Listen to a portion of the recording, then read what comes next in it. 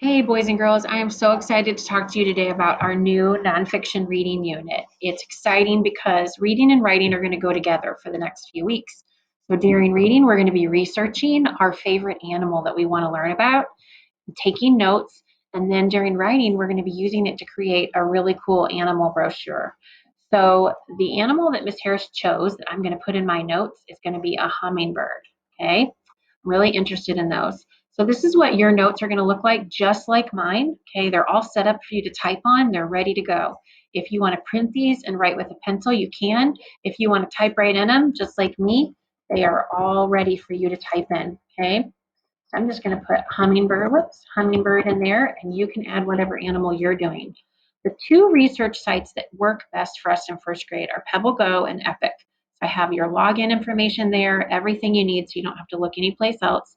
So today I'm going to use Epic. It's really my favorite. They have lots of cool books. So I've already logged into Epic. When you log in, it looks like this.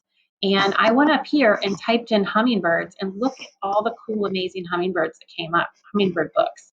Like I could sit here and read about hummingbirds all day. So let's take a look at what our focus is before we start reading. The first two parts that I want you to get done today in your research are finding out about where your animal lives and finding out about what your animal eats. Don't rush yourself trying to fill in all the information, okay? But you are going to fill in this whole first page, okay? 2 or 3 things about where they live and 2 or 3 things about where they eat. Don't worry about the star. We'll talk about that during writing, okay? So when I go up here to my Epic books, I'm going to click this hummingbird book. So remember, I'm looking for information on what they eat and where they live. So I can see it says finding food in here. It doesn't really talk about where they live. So let's open it up and take a look. I'm skimming to see, no, that really talks about its body. I can come back to that later. Oh, that's all about its body. Ooh, most hummingbirds live in warm areas. They make their homes in forests, grasslands, and deserts. Okay, stop right there. I'm going to add that to my research.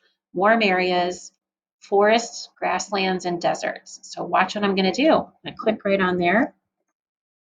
Warm areas. I'm not even going to write complete sentences because this is just my notes. Forests,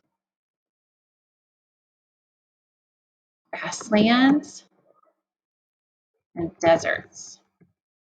Okay, so I'd really like to find out more information about their nests. I'm hoping I'll read that later on. Maybe I can add that for a cool fact. Okay, so let's see if we can find some information on what they eat. Okay, so that's about how they fly. That's going to be cool too. Oh, wow, that's probably going to be some cool facts that I put in there. Oh, I bet this is about how they eat. Let's take a look. Hummingbirds stick their long bills into flowers. They lap up the nectar inside. Okay, so they have long bills.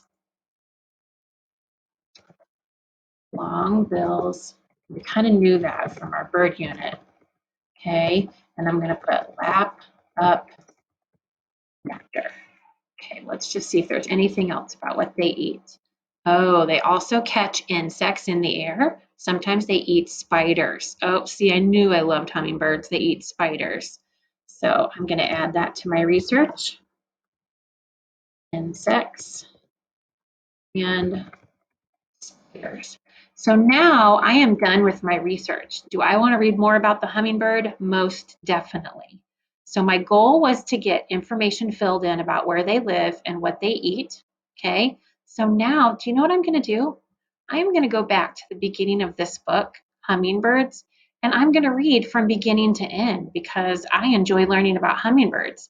If I find information that I want to write down in my notes, can I? Yeah, if it matches one of your categories or if it's a cool fact and you want to write it down, definitely do that. But only worry about filling in 2 sections a day. We want our notes to be good quality. We want it to be something you can use later for writing today.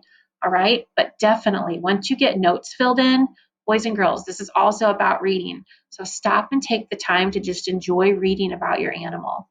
Remember, if you don't find what you're looking for on Epic, which you probably will, you can also log into PebbleGo and see what you can find there. And don't be afraid to check out YouTube videos with mom and dad because those also have useful information when you're researching.